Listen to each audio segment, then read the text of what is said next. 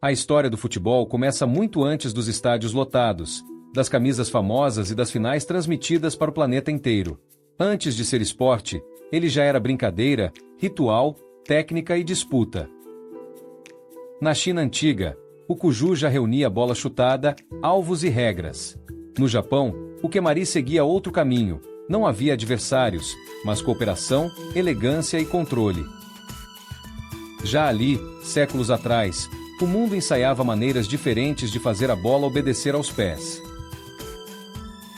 Na Europa medieval, porém, esse jogo ganhava outra face, menos refinado, mais caótico, mais barulhento. Vilas inteiras podiam ser atravessadas por multidões atrás de uma bola. Em 1314, Londres chegou a reclamar do grande distúrbio provocado por esse tipo de aglomeração. Era um passatempo popular, mas também um problema de ordem pública.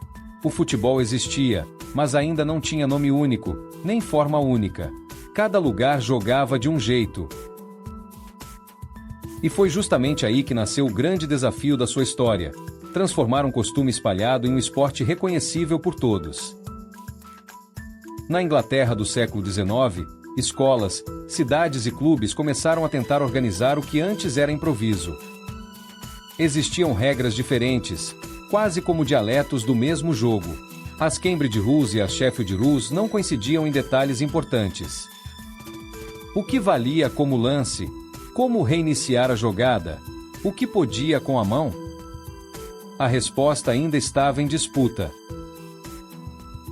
Em 1863, a virada começou a acontecer.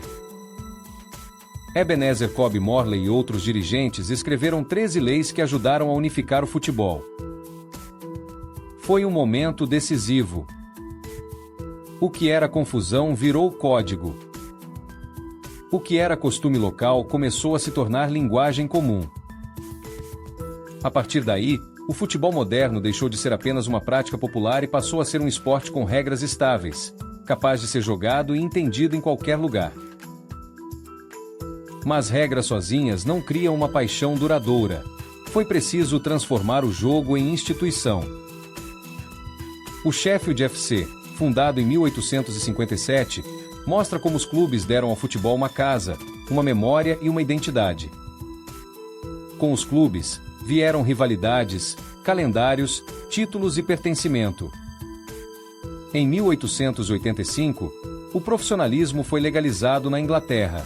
3 anos depois, em 1888, surgiu uma liga com 12 clubes. O futebol deixava de ser só passatempo, tornava-se trabalho, carreira, pressão e espetáculo. Pouco antes disso, em 30 de novembro de 1872, Escócia e Inglaterra disputaram o primeiro jogo internacional oficialmente reconhecido pela FIFA. Um empate por 0-0, diante de cerca de 4.000 pessoas. Parece um detalhe modesto, mas foi um marco enorme. A partir dali, o futebol ganhou fronteiras, seleção, rivalidade entre nações e um novo sentido de pertencimento.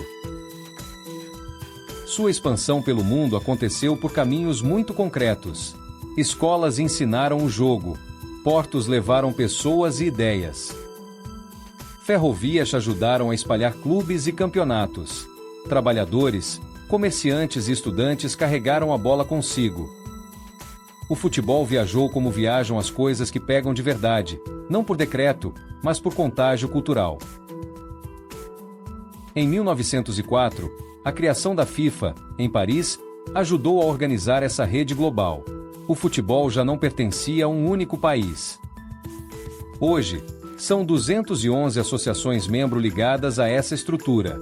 O jogo, que nasceu em práticas antigas e foi moldado na Inglaterra, passou a ser uma língua compartilhada por continentes inteiros. No Brasil, essa história ganhou sotaque próprio. Charles Miller voltou trazendo bolas, chuteiras e regras, e organizou em 1895 o que é amplamente considerado o primeiro jogo de futebol do país. Depois vieram os clubes, como o Fluminense, fundado em 1902, e a consolidação do Campeonato Paulista. O futebol brasileiro cresceu entre amadorismo e profissionalismo, até que, Em 1933, o jogo profissional ganhou espaço definitivo. O esporte deixava de ser apenas lazer da elite para virar paixão popular. E é por isso que o futebol nunca foi só futebol. Ele é memória, identidade, rivalidade, celebração e linguagem comum. Em 2022, a Copa do Mundo engajou cerca de 5 bilhões de pessoas em múltiplas plataformas. Bilhões de olhares, de emoções e de histórias conectadas por uma mesma bola.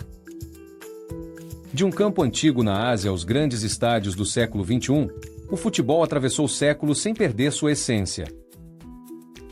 Se inscreva no canal. No fim, a sua grande força está aí: transformar diferenças em jogo, e jogo em cultura universal.